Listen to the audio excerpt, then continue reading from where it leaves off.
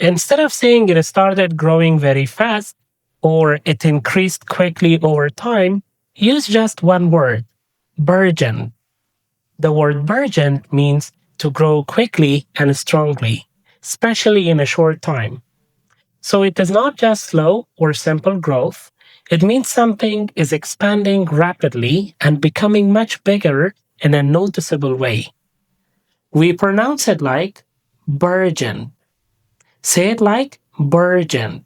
The stress is on the first syllable. Common collocations: business burgeoned. A business grew very fast. Population burgeoned. The number of people increased quickly. Interest burgeoned. Interest grew rapidly. Industry burgeoned.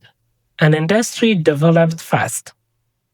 Examples: her business burgeoned within a year. This means her business grew very fast. The city's population has burgeoned in recent years.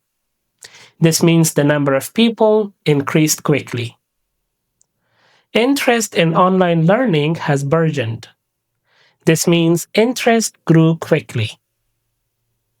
Important point: we use burgeoned in formal and semi-formal English, especially in writing. So next time, don't rely on long, simple sentences to explain fast growth. Instead, choose one precise and powerful word that clearly shows your level.